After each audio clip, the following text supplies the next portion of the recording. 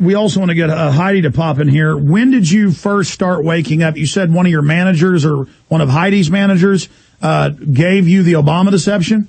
Steve Morales is a music producer of mine, and we were in the studio one night, and he was watching this, and he said, you guys need to watch this. You need to know you're the youth of America. You need to know what's going on in America. You need to know what's going on in this world. And I've always been, I call us dumbheads that we didn't know. So we started watching this, and then Spencer ordered every single DVD and has been nonstop researching your websites and the internet and everything now for at least a month, all day, every day. So we've just been trying to figure out the truth, and I've always been a very big Christian, so I've always known, the mark of the beast and the Antichrist and Jesus coming back. So to me, it all makes sense. It's not a foreign concept, and especially now that they're trying to do the chip, you will have to kill me before I get a chip. That would never happen. The fact that people are even already okay with this is sickening. I could throw up right now. A chip? Are we dogs? Dogs don't even deserve chips. Well, absolutely. In fact, have you guys seen all the newscasts saying we all need chips? Old people need them, prisoners, the troops, a lot of them have been secretly chipped. The Mexican Attorney General made his employees take chips, and now to get in the cool clubs in Europe and the U.S., they want you to take a chip. And they've got federal officials going around telling people we all need to take chips. And the churches aren't saying anything because they've been 501c3 federalized. And you have the clergy response teams where FEMA has secretly federalized the churches. I mean, this is very serious. This is very serious. And it says in the Bible that is the mark of the beast, and that is the sign of worshiping the devil. So over my dead body would I ever get a chip in my body. My body belongs to Jesus Christ, to God alone, and no one will ever put anything in me. I will not worship the devil. I will not be conformed to this world. That will not happen, and people should stand up because I am not, being covered up by FEMA right now. I am a disciple of Jesus, and I will speak out to Christians, and I will let people know this is not right. Well, we may have to put you in the Homeland Security MIAC report. What do you guys think about all these reports saying gun owners, Christians, conservatives, people that won't accept the New World Order are terrorists, and Homeland Security was really set up for us, not for Al-Qaeda? I mean, it's just so terrifying if you look at history. When they start taking away your gun rights, just like Hitler did, just like Mussolini did, just like Mao Zedong did, it's like, that's when you know. I mean, I need to learn the Constitution way better, but I know there's, you'll know the quote, but something about when the lawful take away your guns, they become the unlawful. Is that it? Well, yeah, the Declaration of Independence states over and over again that when the government becomes abusive and oppressive, it's your right to go up against them, and that the Constitution and Bill of Rights only points out your God-given rights you already had. It's kind of like they had laws that black people weren't human beings, but natural law said they were human beings and had a right, if somebody was beating them over the head with a bullwhip, to jerk the whip away and kill the person that was doing it. So kind of like Nazi Germany, they said, Hitler said it was his law that he could kill whoever he wanted, but the people really had a right to stand up against Hitler and try to stop him. So, that's really what's happening there, is that tyranny always tries to disarm the people. What are your friends saying in the last few months as you guys have been kind of getting away from being so obsessed with image or TV or success and fame, which is the number one goal of most people now in the United States and worldwide, into these type of subjects? What are your friends and family and neighbors and colleagues saying?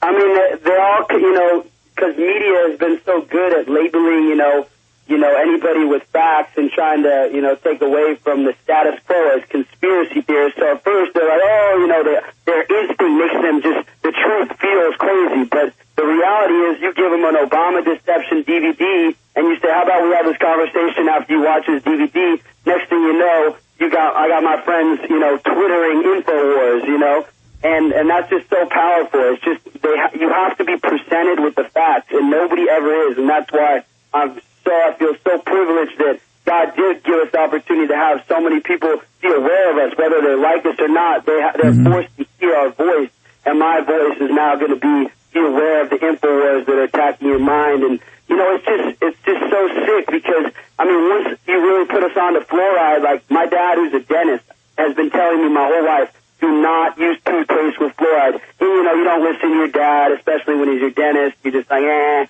don't want to use my bleaching toothpaste. I'm not listening to you. And then I watch your documentaries and all the science about, you know, what fluoride does and how they use fluoride in concentration camps. And fluoride was the first thing put in the water for the Iraqi people. And it's like now, do you know how hard it is for me to go to the market and even find a drinking water bottle that says fluoride free, or even to find a toothpaste that says fluoride free? Like, I'm trying to stock up on these because they don't even exist anymore. Yeah, what a small world. My dad's a dentist, too.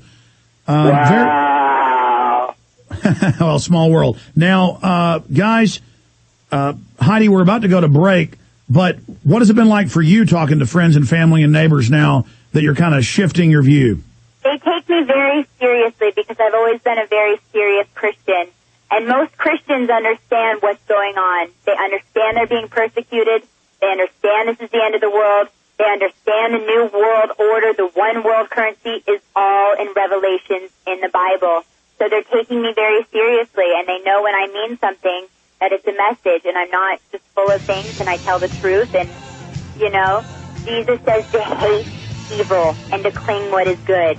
You know, so also we're being in that, and I mean, it's just a very scary thing. And birth control, I'm glad you said that, because I had a whole realization about that the other day, and I got... Well, stay there, Heidi. Heidi Montag and her husband, Spencer Pratt, both on the line with us right now. Stay there. Quick break. We'll come right back to you. This is GCN. Spencer Pratt and his wife, Heidi Montag. Pratt, join us. Short segment, long segment coming up after this one, and I'll get into a bunch of other questions. Maybe we can take a few calls.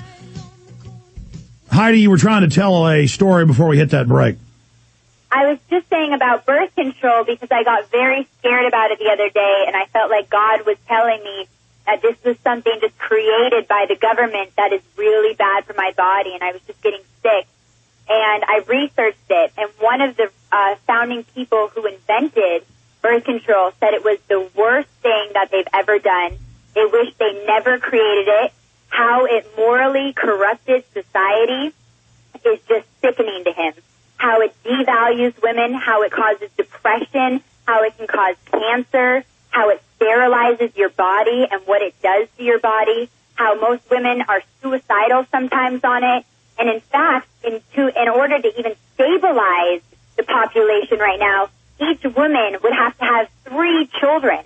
That the population is decreasing so much that population control is just a myth. That's right, because the eugenicists want to kill the West because they see that as their competition. Then they're going to kill the third world. But that's the key for all these racist white people that go, yeah, kill the Africans, kill the Asians. Yeah, we need to get rid of them. They're being reduced as well. And exactly, Europe's got 1.3 population. The United States, if you take out the illegal alien influx, it's about 1.4. So that's a really, so you guys really do know your stuff on this. You really, I guess, had a crash course in all of this, or were you already aware of a lot of these issues before you saw my films? No, your film definitely put us in a crash course schooling system. We needed to really learn our facts, and it inspired us to a whole new level. And we love our guns. We go shooting all the time. We love our guns. My dad loves his guns, and they're for your protection. They're not taking it out of the hands of bad guys. They're the ones who can still get the guns. They're the ones who will have the guns in the streets, and the people, the police officers who, you know, abuse their authority, as I've seen many times in your tapes. It makes me disgusted, and I hate what is evil, and I feel so bad for the people in this world because they just have no idea what's going on. And I'm praying for this world, and I'm praying for Obama, and I'm praying that these people will somehow get a conscience or something, because it's just sick and saddening, and I know the end is very near.